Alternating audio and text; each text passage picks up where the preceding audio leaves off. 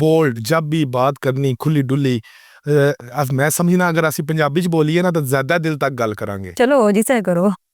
ਖੁੱਲੀ ਡੁੱਲੀ ਗਜ਼ਲ ਰਾਜਾ custom officer ਸੀ, ਪੜ੍ਹਾ ਲਿਖਿਆ ਖਾਨਦਾਨ ਸੀ, ਜਾਂ ਮੈਚ ਖਾਨਦਾਨ 'ਚੋਂ ਡਾਕਟਰ। ਕੀ ਕੀ ਸੁਝਿਆ ਜੇ ਇੱਥੇ ਆ ਗਏ? ਅਸਲ ਵਿੱਚ ਮੈਨੂੰ ਸ਼ੌਕ ਸੀ, ਅੱਛੀ ਖਾਸੀ ਮੈਂ ਪੜ੍ਹੀ ਲਿਖੀ ਹਾਂ ਅਲਹਮਦੁਲਿਲਾ। ਮੇਰੀ ਫੈਮਿਲੀ ਸਾਰੀ ਐਵੇਂ ਕੀਤੇ ਆ ਤੁਸੀਂ? ਜੀ ਐਵੇਂ ਨਹੀਂ ਕੀਤਾ, ਅੱਛੇ ਤਰੀਕੇ ਨਾਲ ਕੀਤਾ। ਹਾਂ, ਕਾਫੀ ਕੀ ਸੁਝਿਆ ਸੀ? ਮੈਨੂੰ ਸੁਝਿਆ ਕੋਈ ਨਹੀਂ, ਬਸ ਮੇਰਾ ਦਿਲ ਸੀ ਕਿ ਮੈਂ ਨਾ ਆਪਣੇ ਆਪ ਤੋਂ ਜ਼ਰਾ ਹਟ ਕੇ ਕੰਮ ਕਰਾਂ। ਹਾਲਾਂਕਿ ਮੇਰਾ ਕਸਟਮ ਆਫੀਸਰ ਰਹੀ ਹਾਂ ਮੈਂ ਡੇਟਾ ਪ੍ਰੋਸੈਸਿੰਗ ਸੀ ਉੱਥੇ, ਡੇਟਾ ਪ੍ਰੋਸੈਸਿੰਗ ਆਫੀਸਰ ਰਹੀ ਹਾਂ ਮੈਂ।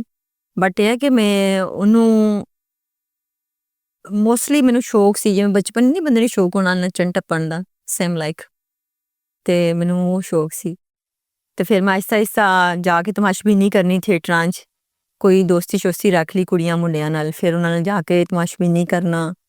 ਮੈਂ ਇਹਨਾਂ ਸਾਰਿਆਂ ਐਕਟਰਾਂ ਨੂੰ ਪੈਸੇ ਦੇ ਕੇ ਇਹਨਾਂ ਦਾ ਮੈਂ ਯਾਨੀ ਕਿ ਇੰਜੋਏ ਕਰਦੀ ਹੁੰਦੀ ਸੀ ਇਹਨਾਂ ਸਾਰਿਆਂ ਨੂੰ ਨਾ, ਇਹਨਾਂ ਨੇ ਥੀਏਟਰ ਜਾਣਾ ਅਤੇ ਪੈਸੇ ਵਗੈਰਾ ਪੇ ਕਰਨੇ, ਇਹਨਾਂ ਨੂੰ ਦੇਣਾ ਕਿ ਮੈਨੂੰ ਇੱਕ ਐਂਟਰੀ ਕਰਾ ਦਿਓ। ਅੱਜ ਮੇਰਾ ਇਹ ਮੌਲ ਸੀ ਜੀ, ਅਤੇ ਉਸ ਪੁਆਇੰਟ ਆਫ ਵਿਊ ਨਾਲ